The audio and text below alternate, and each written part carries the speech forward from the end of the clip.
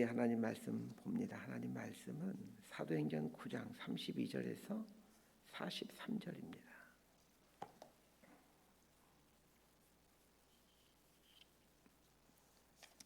사도행전 9장 32절에서 43절까지 말씀 번갈아 가면서 읽습니다. 제가 먼저 읽겠습니다. 그때 베드로가 사방으로 두루 다니다가 룻다에 사는 성도들에게도 내려갔더니 거기서 에니야라 하는 사람을 만나매 그는 중풍병으로 침상에 누운 지 8패라. 베드로가 이르되 에니야야, 예수 그리스도께서 너를 낫게 하시니 일어나 내 자리를 정돈하라 한데 곧 일어나니 룻다와 사론에 사는 사람들이 다 그를 보고 주께로 돌아오니라. 요바에 다비다라 하는 여제자가 있으니 그 이름을 번역하면 도로가라. 선행과 구제하는 일이 심히 많더니 그때 병들어 죽음에 시체를 씻어 다락에 누이니라. 룻다가 요바에서 가까운지라 제자들의 베드로가 거기 있음을 듣고 2 사람을 보내어 지체 말고 와달라고 간청하여 베드로가 일어나 그들과 함께 가서 이르매 그들이 데리고 다락방에 올라가니 모든 과부가 베드로 곁에 서서 울며 도로가가 그들과 함께 있을 때에 지은 속옷과 겉옷을 다 내보이거늘 베드로가 사람을 다 내보내고 무릎을 꿇고 기도하고 돌이켜 시체를 향하여 이르되 다비다야 일어나라 하니 그가 눈을 떠 베드로를 보고 일어나 앉는지라. 베드로가 손을 내밀어 일으키고 성도들과 가부들을 불러들여 그가 살아난 것을 보이니 43절까지 함께 읽습니다. 온 요파 사람이 알고 많은 사람이 주를 믿더라. 베드로가 요파에 여러 날 있어 시몬이라 하는 모도장의 집에서 머무니라. 아멘. 사도행전의 이야기는 사도행전 1장 8절 말씀에 의해서 전개되어집니다. 오직 성령이 너에게 임하시면 너희가 권능을 받고 온 예루살렘과 유대와 사마리아와 땅끝까지 이르러 내 증인이 되리라. 자, 이 말씀에 의해서 사도행전이 어떻게 전개되어 가고 있는가를 보여주고 있습니다. 예수님께서 해주신 이 마지막 말씀대로 예수님이 승천하신 후 성령님이 임하게 되었고 성령이 임하자 제자들이 정말로 권능을 받게 됩니다. 그리고는 어떻게 합니까? 예루살렘에서 복음을 전하죠. 그래서 예루살렘 교회가 생겨나게 되는 겁니다.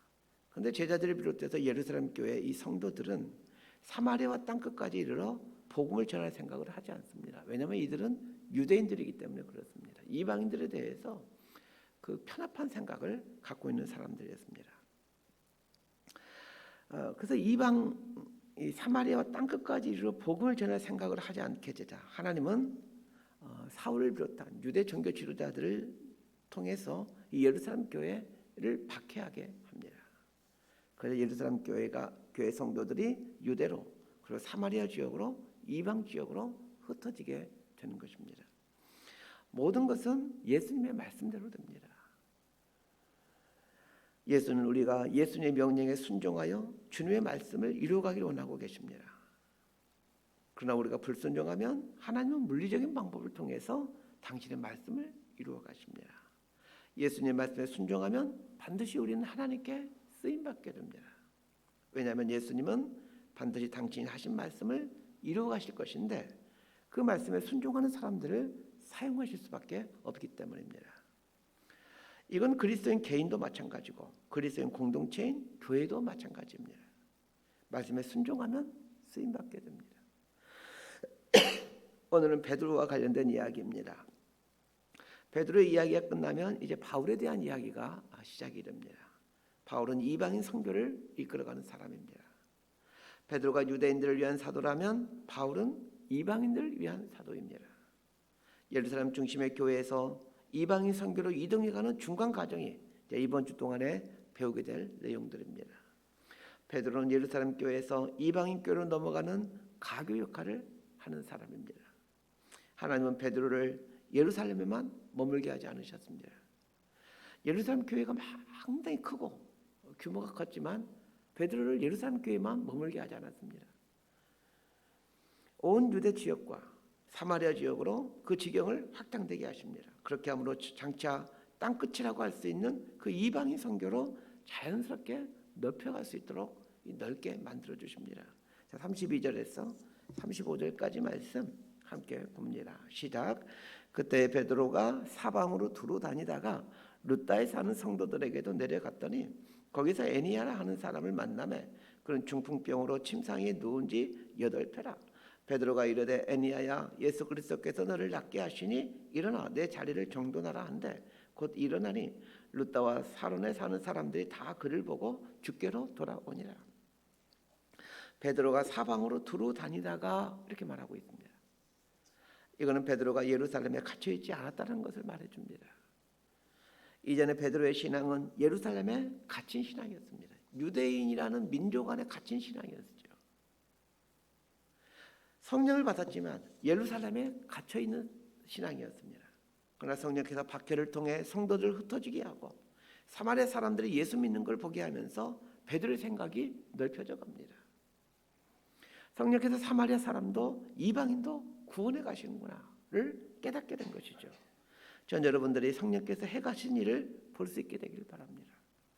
성령께서 해가신 일을 보게 되면 내가 무엇에 어디에 초점을 맞추고 살 것인지를 알게 됩니다. 왜 사람들이 헛된 것에 예수 믿으면서도 헛된 것에 초점을 맞추고 인생을 사는 것일까요? 성령께서 하신 일을 보지 못하기 때문입니다. 성령께서 해가신 일을 보게 되면 내가 어디에 초점을 맞추고 살지를 알게 되는 거죠. 성령께서 복음의 지경을 넓혀가자 베드로도 자신의 삶을 예루살렘에 가두지 않고 자꾸 넓혀갑니다. 그래서 사방으로 두루 다니게 되는 거죠. 오늘 32절 말씀처럼 그때 베드로가 사방으로 두루 다니다가 라는 이 말씀처럼 말입니다. 베드로가 사방으로 두루 다니다가 룻다라는 곳에 가게 됩니다. 룻다는 예루살렘에서 북서쪽으로 40km 정도 떨어진 곳입니다. 이 룻다에는 적지 않은 이방인들이 살고 있었습니다. 베드로는 이 룻다라는 곳에서 8년 동안 중풍병으로 고생하고 있던 애니야라는 사람을 고쳐줍니다. 베드로가 중풍병자를 고치는 걸 보게 되면 예수님께서 중풍병자를 고치는 장면이 떠오릅니다.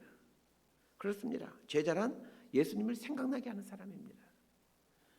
베드로가 룻다에 사는 애니야를 고치자 룻다와 샤론에 사는 사람들이 그걸 보고 많은 사람들이 주께로 돌아왔다라고 말합니다.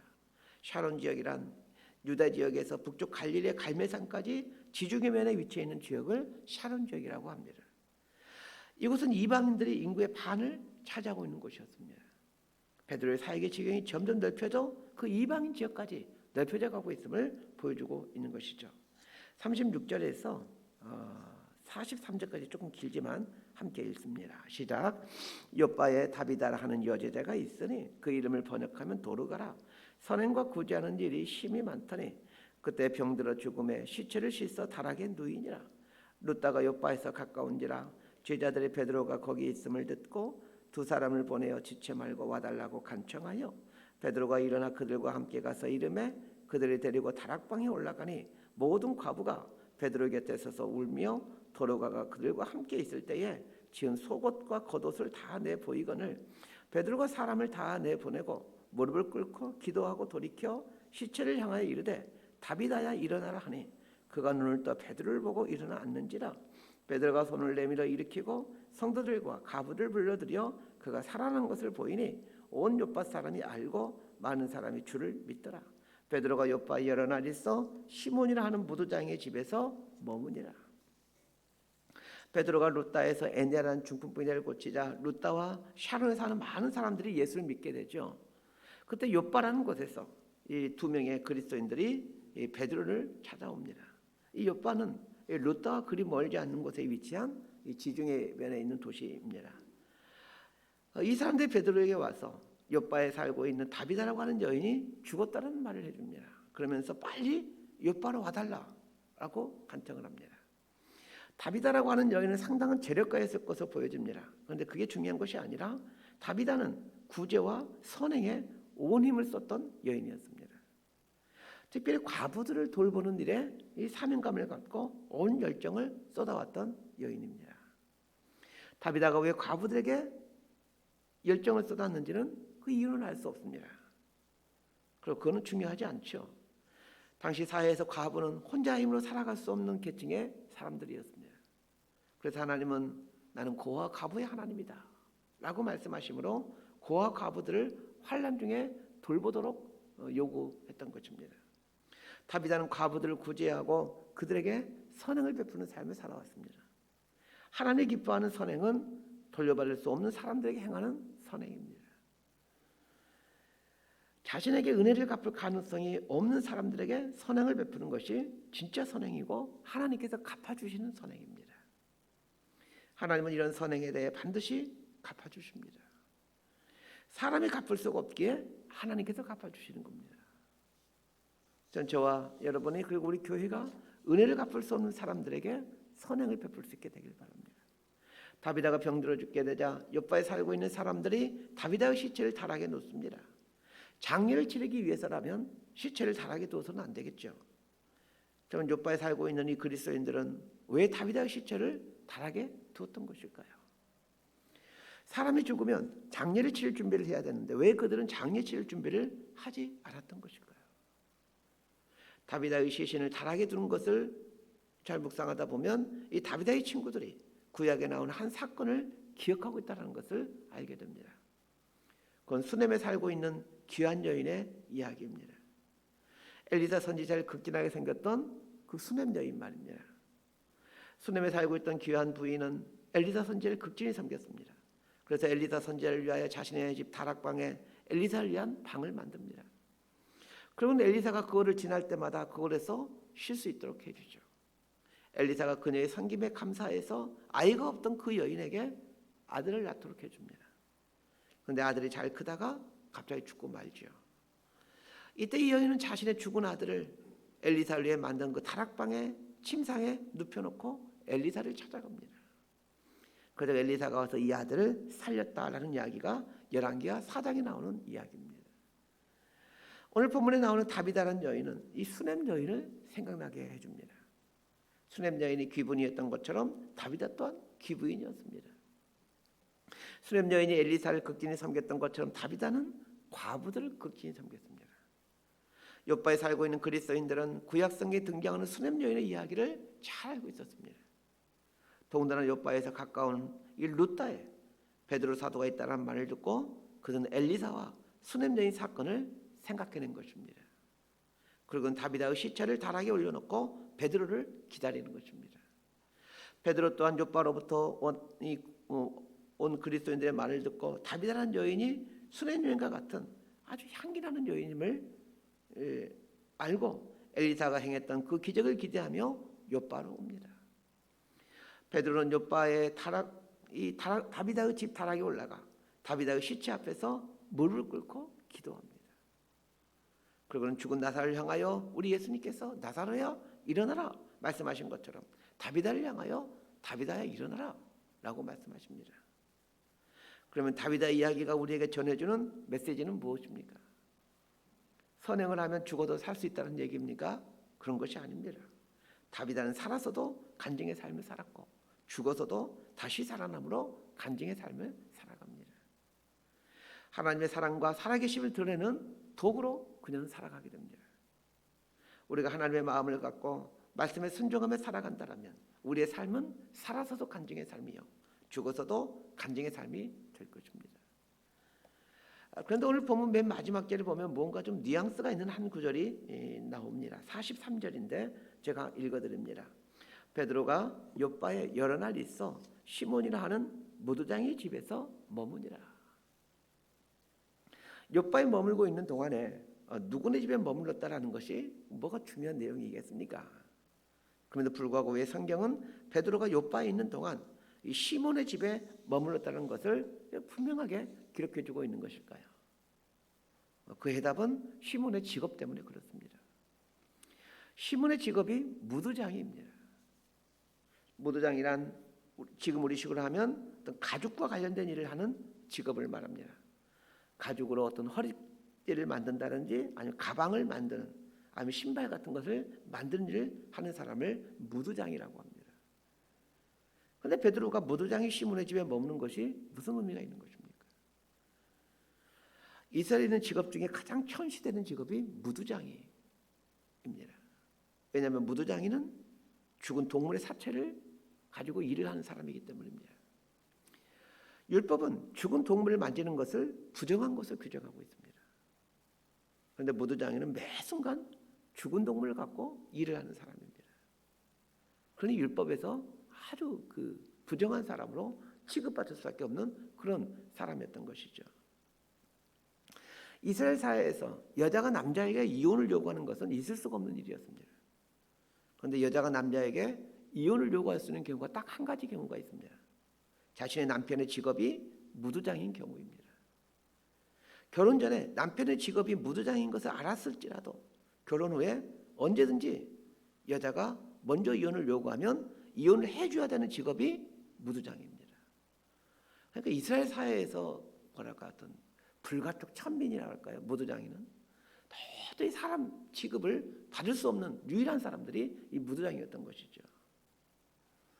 베드로가 요파에 살고 있는 귀부인인 죽은 다비다를 살려냈습니다. 놀라운 기적이 일어난 거죠. 요파는 예루살렘에 버금가는 큰 도시입니다. 그 도시에 얼마나 많은 유력한 그리스도인들이 많이 있었겠습니까?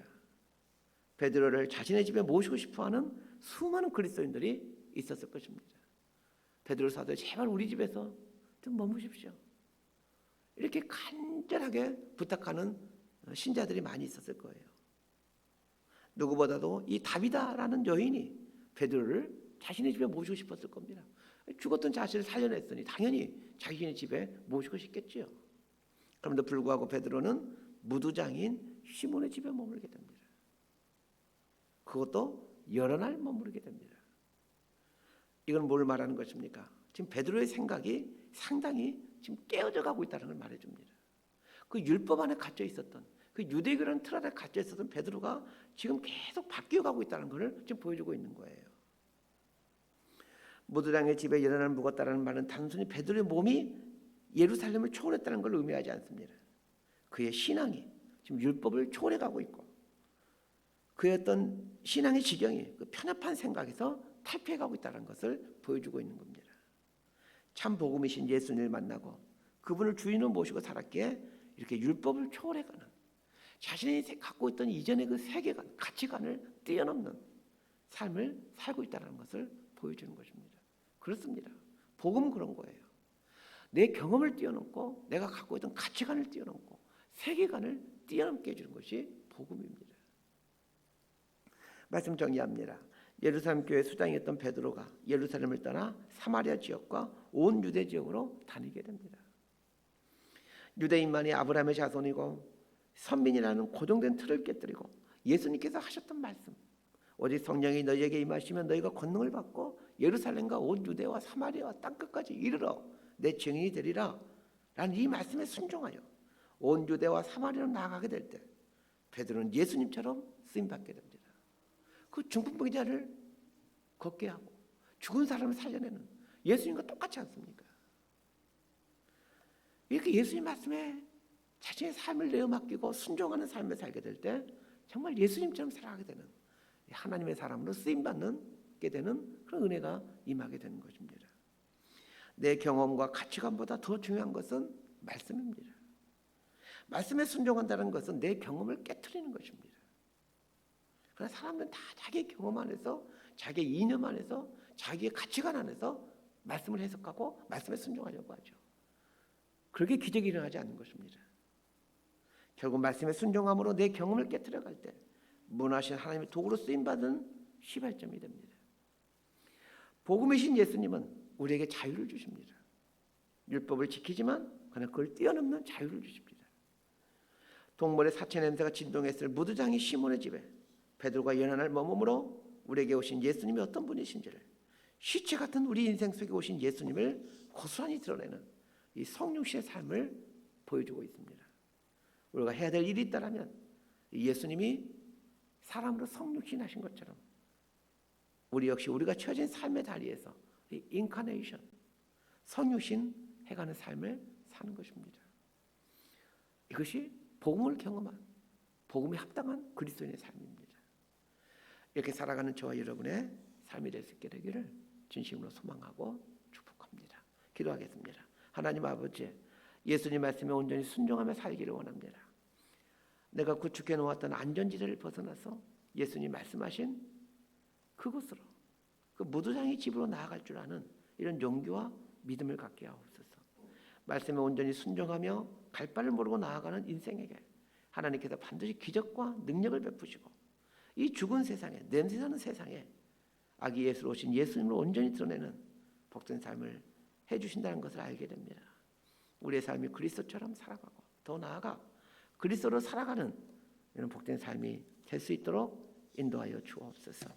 예수님의 이름으로 기도드리옵나이다. 아멘.